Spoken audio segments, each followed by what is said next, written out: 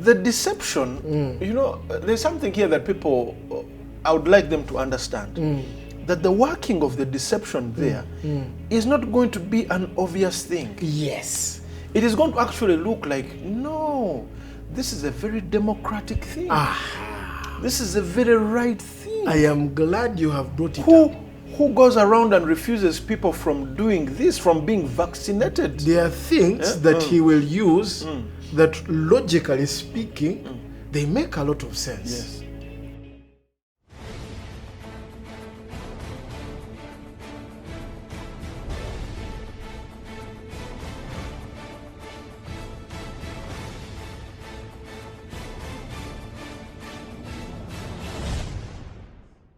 Science says something very different, but by the process of repetition. Yes. And you see, that's why you need to be careful of media. Yes. Because I told someone, I think I'm not exaggerating, that media, I think we even said it on one of these episodes, yes, media are the new terrorists. They're the new terrorists. Yes. They just give you these images and what, and pump you, give you these things and what, never to report good news. It's always bad news. Yes. And they do this constantly. Then for many media houses, they carry lies. They propagate lies. Yes. Because it's a story that they are meant to, narrate in a certain way, so that you can sway the public in a certain way. Yes. You see? And you see, the media, you watch it. People need to watch. Watch it. They need to watch. And somewhere in the book of 1 Thessalonians chapter 5, I believe it's verse 22, he talks about abstaining from all appearance of evil. Yes. Yes. Now, it's very important because your eyes, what you're watching, your eyes are a door to your mind. What you are watching is going to shape what you're going to imagine. It's going to affect what you're going to imagine. And what you imagine will consequently affect what you will believe. Wow. So that's why it's very important to watch, to be careful what you watch. When you begin to see certain things being repeated in the media, it's not time to say, I need to follow this story carefully and, find out how it's unfolding, how it's developing. No. Certain things you just need to go back to the word and say, what is the word? What does the word say about this? Because when the man of sin comes, one of the things he's going to use is high-sounding nonsense. Yes. He's going to deceive many and cause them to believe the lie because he's going to keep repeating it, keep broadcasting the same thing until people out there, like that unjust judge. Yes. The Bible talks about. Yes. You see the lady, the widow. The widow. Yes. She kept on, saying the same things. When? How long will you take to avenge? How long will you take to judge me? And the king says that, I don't fear God, but at least this woman wears me down. Let me what? Let me attend to her. Let me attend to her. And that is what is going to happen. That you get people worn out by showing them the same thing. You cause them to believe the lie. You cause them to embrace the lie. And the truth is never broadcast. The truth is never put out there. Why? Because even the people that are supposed to put out the truth have been convinced. Putting a spin to it. They have been compromised. So it's very, very, very important. One of the best functions you will discover on your remote control, for those of you who have remote control TVs, is the off button. The off button. When it comes some of these, you just press the thing. Off. Or watch cartoons. And you'll get more inspiration. It's very interesting that a believer, and I am saying this, when we're starting out this, one of those days I was praying and the Lord told me, I do not want you to sound like you're putting laws on how to prepare the bride. Okay. The bride needs to be prepared. Yes. But yet you do not need to institute laws. When you read the word is not instituting laws for the bride to prepare, showing how she should prepare. What the Bible does is show her the kind of life she's meant to live. Now that life, for someone who's just interested in the law, you'll say, no, those are, instructions. Those are things that the word is, putting in place for the church to do in order to prepare for the groom. We even have an acronym for Bible. Basic instructions before leaving earth. You see, the Bible is not full of instructions. The Bible reveals a life. And that is why Paul says, I am not ashamed of the gospel, for it is the power of God unto salvation. Yes. To everyone who believes. Yes. First to the Jews, later to the Greek. Yes. And then he says, for therein the righteousness of God is revealed. The word reveals something. It does not give you instructions. It reveals something. It reveals a life. When you said that, I went back to an S5 biology lesson of mine. And in this biology lesson, we learnt about a cell and the complex nature of an animal cell or a plant cell, whichever. And when you go into that cell, there are microscopic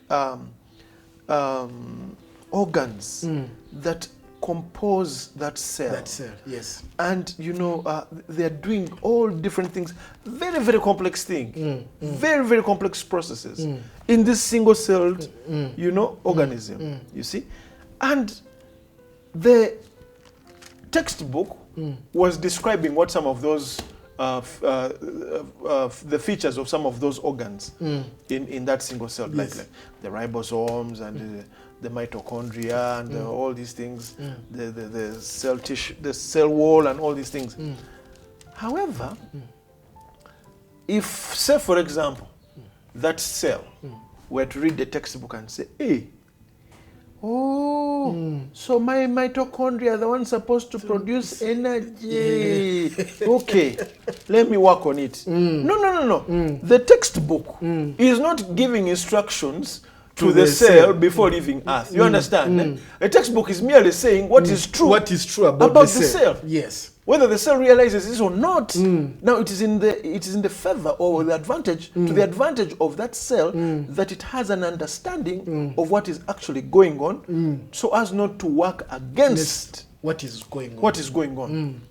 And that's what the Bible does, or is, or should be to the believer. It's not so much instruction. Don't do this, do this, as much as it is, this is how you operate. This is how you function. Hallelujah. You see, I think you can get we were talking earlier about what? A remote control. I think you can get it and use it to pound like ginger.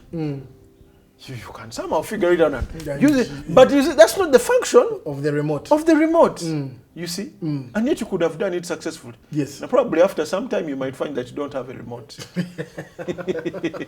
Because you're not using it for its purpose. Its intended purpose. Now, if you find a book that tells you don't use the remote to pound nuts or ginger. It's not placing before you instruction. It's just giving you an understanding of what operates where. Glory to God. Which in a sense is instruction. Solomon talks about how instruct, that the word will instruct him in the way of righteousness or whatever. But you see, it's not so much as don't do this. It is educating. It says this is how it happens. Yes. And that is what this book here does. When a child learns to walk, is it the use of language that teaches them to walk? No. Walking is ingrained in every child. In every child, yes. When they get up to walk and we offer the encouragement, you see, we're not giving them instructions. We are merely affirming what they inherently have. Yes. True. What they inherently have. True. Yes. Hallelujah. Let me read this verse. Yes. And maybe we'll build it up from here. Okay. 1 Thessalonians chapter 5, verse 22. Now, it's very important because when Paul begins to talk to the church in Thessalonica about the end times, he tells them certain things that, what would call instruction. Yeah. But you see, this instruction, like we have said, is not a commandment. he's revealing to them how the life they have received is meant to operate. So when he says in verse 22, abstain from all appearance of evil, he is not giving you a commandment that thou shalt not what? Look at entertain evil. You will entertain evil. He's simply telling you that, you see, the kind of life you have received, when it sees something that is evil, there's a way, everything in you begins to shy or draw away from it. He says, but this is not me. Although continued exposure to it will lead you to the very thing. To the very thing. Like Lot. Yes. The Genesis scripture of it says how Lot set his tent facing Sodom. Facing Sodom. And where does the tent finally end up? In Sodom. In Sodom. He finally finds himself a citizen in Sodom. Yes. So it's very important that, you see, when we say continually give yourself to the truth, because in the truth is a revelation of how this life you have received operates. I'll give the example also. One of the things that I had missed, but was pointed out by a good friend of mine, was, how certain lifestyles have been made acceptable. Like when they say that the homosexual lifestyle should be acceptable and we should embrace it, and we are just homophobic if we fight people who are, who have come out of the closet and all the other whatever in that spectrum. They have used the media again. Yes. They come, usually they would use a comedy, because a comedy is supposed to be funny, you see? And then they would begin to put like overtones and ideas, Ideas. And then all of a sudden, before long, it becomes acceptable. The lifestyle becomes acceptable. One of the signs, and make no mistake about it, by the way, if there's anyone who's watching this and you have struggled with homosexuality, there is hope for you. Yes. And there is deliverance for you. Yes. And don't buy into the lie that is how you were created. That, that is how you were made. Now, it does not matter. It's because some people feel like, I have a small stature and maybe God intended for me to be a woman. No. No. It's a lie. It's a lie. You see, and media has propagated it.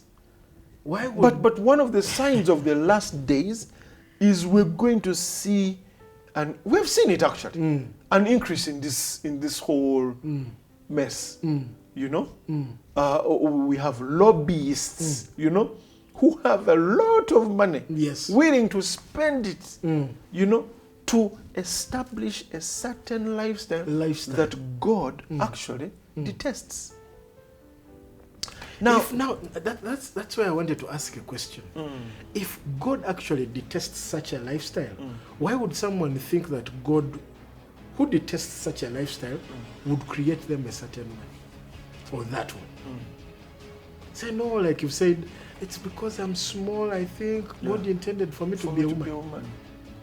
If God detests such a lifestyle, why would he make you that way? That's the deception that media propagates. Yes. Thank you. It propagates it, and then before long we're saying we're supposed to be, embracing of all these things. Let me tell you. You see, don't embrace a darkness.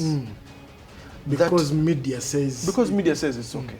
Or because you feel it. You see. There are many things we feel, but we don't embrace. Exactly.